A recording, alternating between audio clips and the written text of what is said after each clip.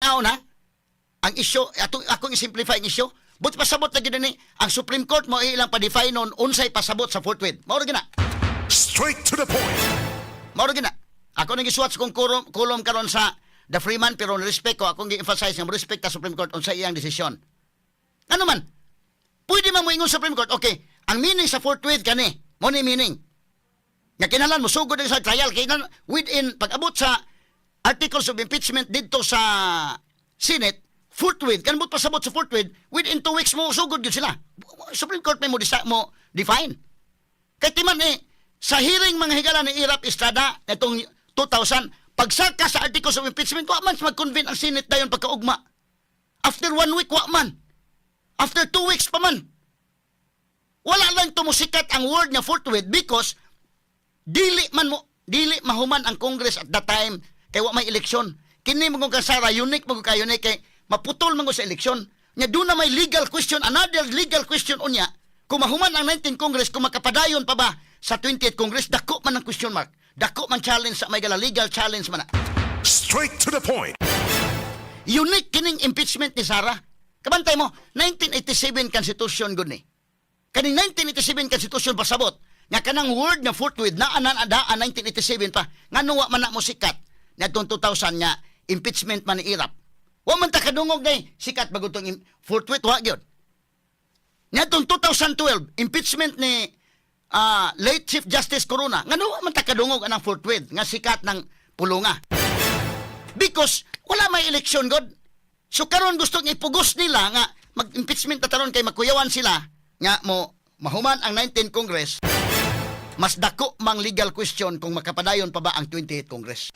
Straight to the point. Mas dako na nga legal question kay kinahanglan mahuman man. Ang tanan nga naman sa Senate rules mga sukinti paminaw. Mao lagi na ako example ninyo. Ako example ninyo na makuan ako ray naka ako nang gitiban timan-an kay nagsunod man ko ning divorce mahigalang issue tungod sa naman tay kuan sa church gud. Kanang divorce nga issue mahigala basta pag moingon sa nga continuing body man ang Senate naman sa rule sa Senate nga mahuman ang tanang transaction gud kahuman na nga Congress.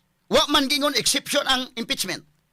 Unya kanang divorce may galat 18th Congress timan inyo mayo. Dili mo makalimot nga during the time of Alvarez as speaker na pasar na ng divorce sa lower house didto na sa Senate. Wa i-discuss sa mga senador kay nabalaka sila sa eleksyon nga umaabot. Og nahuman ang 18th Congress back to zero ang divorce. Pag 19th Congress karon gipasar na po ang divorce na pasar na sad sa lower house. Wa na time po ang Senate. To naman sa Senate. So, by next Congress, back to zero na po. So, dako kayong question na kanang impeachment o ilang ipadayon. Kay dili man sa exception to the rule, wa man ina. Mo nang dako kayong challenge na. So, muna nga gusto sila nga, karon na lagi, sugdan na lagi, kay forthwith lagi na.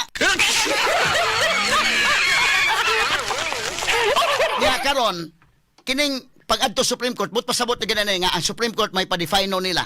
Kay balik ko na kwa, sa impeachment ni Irap, pagsaka sa articles of impeachment sa Senado, pagkaugma, mag-convene ang Senate, mag-convene after 1 week, Sa panahon ni Corona, that was 2012, gipasakang impeachment, pagka-December day, mga January na, ang Senate nag-convene as impeachment court. Wala issue ang forthwith, wala, ngano man, wa man to, di man election time, dako mag-uras, Karon, na-issue nagmayo. So, ambot pasabot lagi ako i-simplify ang issue. Ang Supreme Court, dihangyo i-define na diha, unsay pasabot sa forthwith. Kay buingon ka na Supreme Court, og forthwith yan within 2 weeks, within 3 weeks, kinala magsugod na. Manduan niya ang Senate. Sugod na. Pero kana, depende na po na unya, kay mo invoke man ng Senate, mahigala nga, kung equal branch of government man ta, nga mo mando man ka na mo. Pero pwede po Supreme Court, moingon nga, political question na, atong ihatag sa Senate. We will leave it to the Senate, we will leave it to the wisdom of the Senate. Unsaon na pag-define ng forthwith. Masabot sa forthwith, or moingon ng Supreme Court, bahala na lang Senate, unsaon na pag-define ng forthwith. Straight to the point. Mano di magkamo kumpiyansa na may kanang meaning gud kay kadaw word labi na diri sa natad sa Bugasya mahigala maglalis na lalisuno na diha mga sukin tigpaminaw. Exampulan tala mo daan kanang Senate trawa hasta nang kanang house umingon 1 minute break abdan na 2 ka oras o pambalik.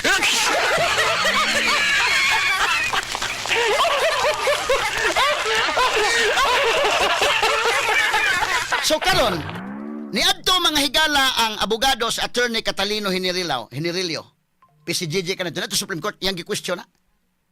Pag-question nito nga aron nga manduan ang Senado, mandamos man. Manduan Senado nga sige nasugod na mo. Ni bawas po sara dito. Na ko'y question kay Article 11 Japon. Oh. Kay mo naman tayong nagduwa-duwa ng tubig-tubig ani. Nga doon na itulo ka impeachment complaint so man aksyon na dito. Nya pagka February 5 may kalit-kalit lang ang dunay ikaupat. Nga di man pwedeng pasakaan ang usa ka impeachable official og impeachment case within a period of 1 year. Ah, nya mga ustaw di pa man na sa kwintada kay pa man ma-endorse sa speaker ngadto sa Committee on Justice. Pero dili man nasangit siya sa Secretary General. Dakong pangutana kanang word niya immediately unsa man po'y pasabot di ana.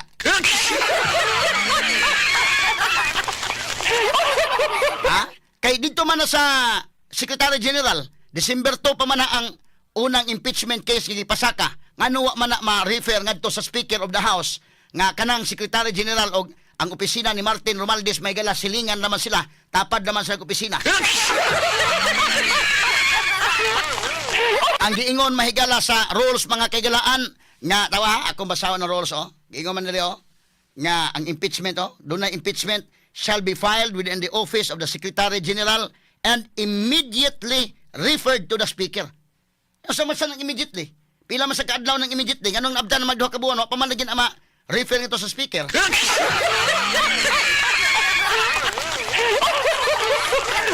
Kani ato lang gining agi katawa-katawa mga sukitig paminaw. Si Sara do na bay katungod man to Senado sa Supreme Court siya do na katungod. Mas naa pa siya katungod ni Attorney Catalino Hinirilio Jr.